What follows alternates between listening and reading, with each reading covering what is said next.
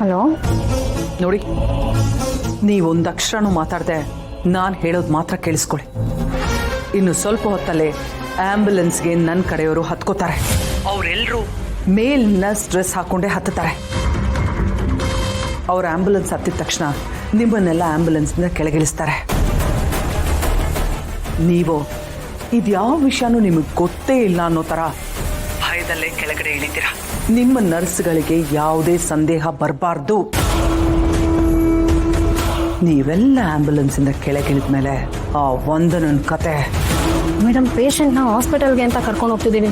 ಅಂಥದ್ರಲ್ಲಿ ಈ ರೀತಿ ಎಲ್ಲ ಆದರೆ ಮುಂದೆ ನನಗೆ ತೊಂದರೆ ಆಗುತ್ತೆ. ಅದ್ರ ಬಗ್ಗೆ ನೀವು ಯೋಚನೆ ಮಾಡಬೇಡಿ. ನಿಮಗೆ ಯಾವುದೇ ರೀತಿ ತೊಂದರೆ ಆಗೋದಿಲ್ಲ. ಯಾಕಂದ್ರೆ ನನ್ನ ಕಡೆಯವರು ನಿಮ್ಮನ್ನ ಹೆದರ್ಸಿರ್ತಾರೆ.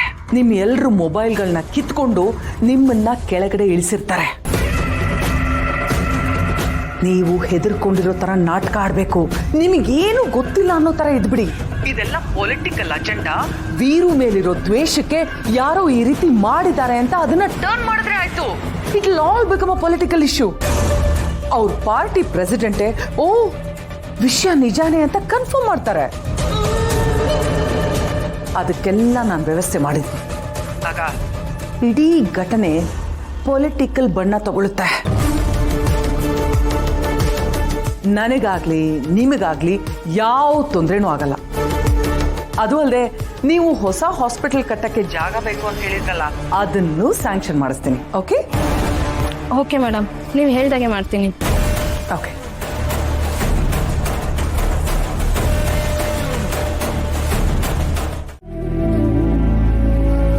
ಸಮಾಧಾನ ಮಾಡ್ಕೋ ಸುರೇಂದ್ರ. ವಂದನ ಬೇಗ ಗುಣ ಆಗಲಿ ಅಂತ ತಾನೇ ನೀನೇ ಅವಳನ್ನ ಆಸ್ಪತ್ರೆಗೆ ಕಳಿಸ್ಕೊಟ್ಟಿದ್ದು. ಈಗ ನೀನೇ ಹತ್ಕೊಂಡು ಕೂತ್ಕೊಂಡ್ರೆ ಹೇಗೋ? ಇಲ್ಲ ಅಣ್ಣ, ನನಗೆ ಅವಳ ಪರಿಸ್ಥಿತಿನ ನೋಡೋಕ್ಕಾಗ್ತಿಲ್ಲ. ಥರ ಹಿಂಸೆ ಆಗ್ತಿದೆ. ನಾನು ಅವಳ ಜೊತೆ ಇರಬೇಕಿತ್ತು ಅಂತ ಅನಿಸ್ತಿದೆ. ಸುರೇಂದ್ರ ಸರ್, ನೀರು ತಗೊಳ್ಳಿ.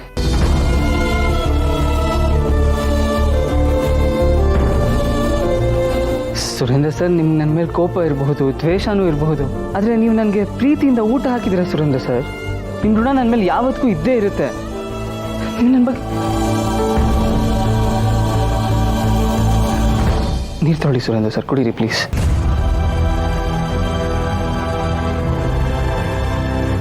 ನೀವು ಈ ಥರ ದುಃಖ ಪಡೋದಕ್ಕಿಂತ ನೀವೇ ಹೋಗಿ ಮೇಡಮ್ನ ಅಡ್ಮಿಟ್ ಮಾಡಿಬಿಟ್ಟು ಬರ್ಬೋದಾಗಿತ್ತಲ್ವಾ?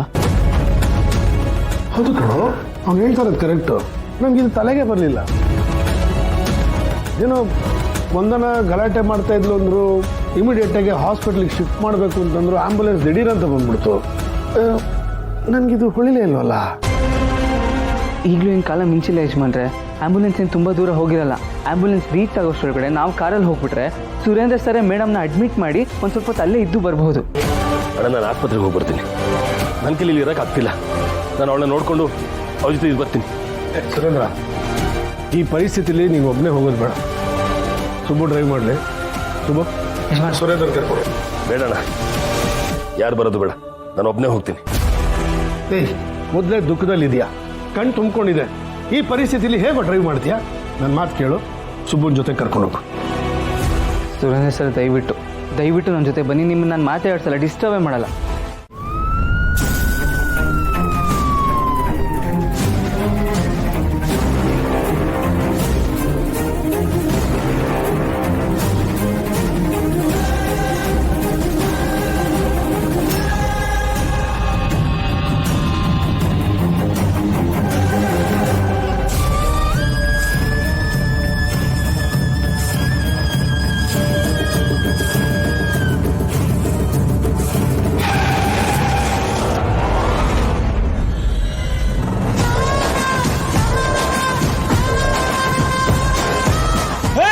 ಏನಾಯ್ತು? ಯಾಕೋ ನಿಲ್ಸಿದೆ?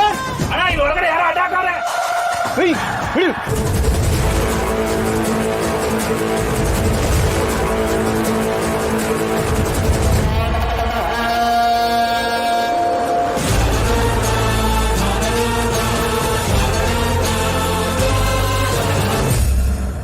ಏಯ್, ಯಾರೇ ನೀನು?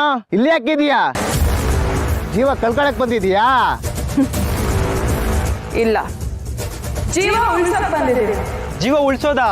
ನೀನಾ? ಬರೀ ಜೀವ ಉಳ್ಸಕ್ಕಲ್ಲ, ನಿಮ್ ಜೀವಗಳನ್ನು ಬಲಿ ತಗೊಳಕ್ ಬಂದಿದ್ದೀನಿ. ಓ, ನಮ್ ಜೀವ ಬಲಿ ತಗೊಂತೀಯಾ? ಇವಳು ಯಾರೋ ತಲೆಕೆಟ್ ಬಂದಗಳ ಗುರು. ನಮಗೆ ಮಾತಾಡ್ತಾನೆ ಇಲ್ಲ, ಟೈಮ್ ಇಲ್ಲ, ನಮ್ಮ ಕೆಲಸ ಮುಗಿಬೇಕು. ನಮ್ಮ ದಾರಿಗೆ ಯಾರೇ ಅಡ್ಡೆ ಬಂದ್ರು ಅವ್ರಿಗೆ ಪಕ್ಕ ಉಳಿಗಾಲ ಇಲ್ಲ. ಬದುಕೋ ಆಸೆ ಇದ್ರೆ ಸೈಡ್ಗೆ ಹೋಗು. ನಾನು ಅದನ್ನೇ ಹೇಳ್ತಾ ಇದ್ದೀನಿ. ಬದುಕಕ್ ಆಸೆ ಇದ್ರೆ ಇಲ್ಲಿಂದ ಹೊರಟೋಗಿ.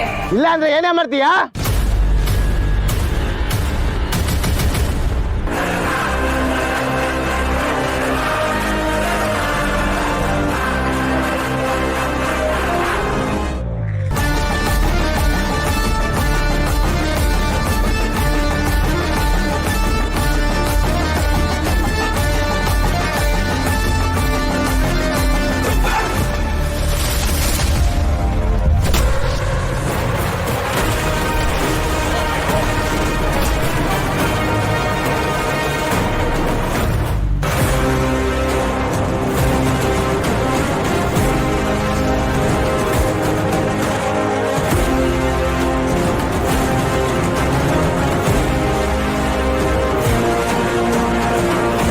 ಇಷ್ಟೊತ್ತಿಗೆ ಆ ವಂದನ ಕತೆ ಮುಗ್ದು ಹೋಗಿರುತ್ತೆ.